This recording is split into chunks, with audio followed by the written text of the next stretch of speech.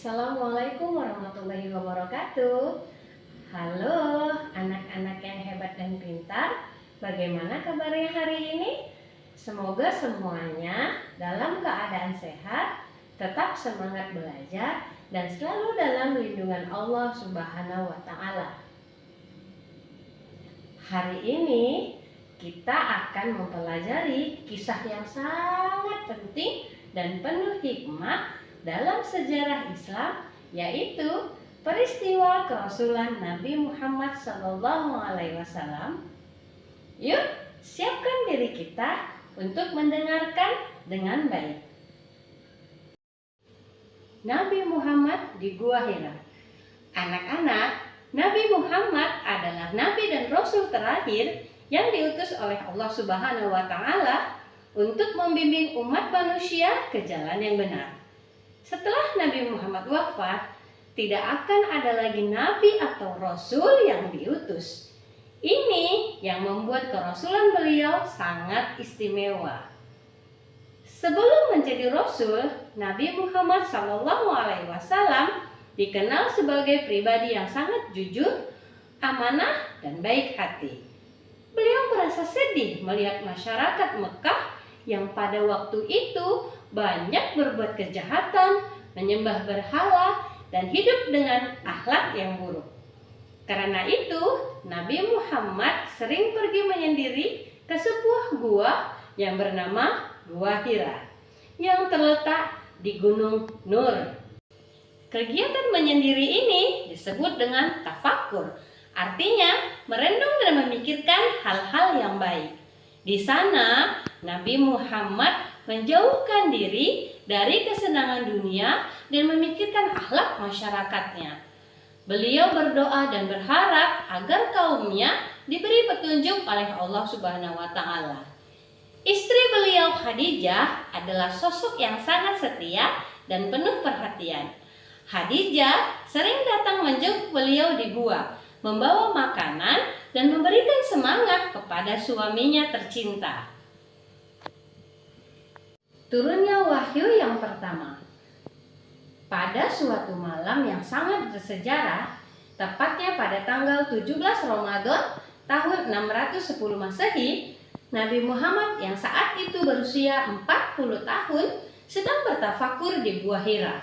Tiba-tiba datanglah malaikat Jibril atas perintah Allah. Malaikat Jibril datang dalam wujud aslinya sebagai malaikat. Dan Nabi Muhammad merasa sangat terkejut dan ketakutan. Malaikat Jibril lalu memegang dan merangkul Nabi Muhammad dengan erat dan berkata, "Iqra, bacalah." Nabi Muhammad yang tidak bisa membaca karena beliau adalah seorang ummi menjawab, "Aku tidak bisa membaca." Hal ini terjadi sampai 3 kali. Akhirnya malaikat Jibril memimpin Nabi Muhammad membaca wahyu pertama yang berisi surat Al-Alaq 1-5. Inilah wahyu pertama yang turun kepada Nabi Muhammad SAW sebagai tanda bahwa beliau telah diangkat menjadi seorang nabi. Kedua, setelah beberapa waktu, Nabi Muhammad mulai merasa bingung dan bertanya-tanya tentang kejadian yang dialaminya. Beliau tetap datang ke Gua Hira seperti biasa untuk bertafakur. Suatu hari ketika beliau sedang berjalan di sebuah tempat, tiba-tiba terdengar suara gemuruh dari langit. Suara itu semakin lama semakin dekat hingga terdengar suara memanggil, "Ya Muhammad, engkau adalah utusan Allah." Nabi Muhammad merasa takut dan tubuhnya beliau bergemetar.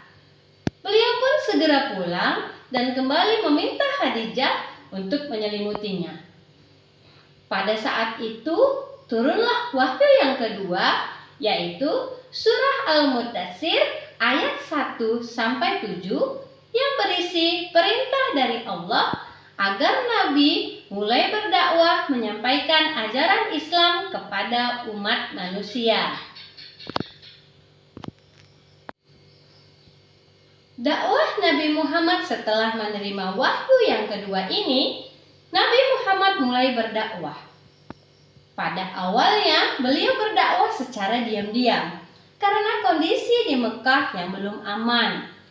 Nabi Muhammad mengajak orang-orang terdekatnya untuk masuk Islam. Orang yang pertama kali menerima dakwah Nabi adalah Khadijah, istrinya sendiri yang menjadi wanita pertama yang memeluk Islam. Selanjutnya, Ali bin Abi Thalib, sepupu Nabi Muhammad, juga masuk Islam. Lalu Abu Bakar As-Siddiq, sahabat dekat Nabi sejak kecil, menjadi orang yang ketiga masuk Islam. Anak-anak, kisah kerasulan Nabi Muhammad SAW ini penuh dengan pelajaran berharga.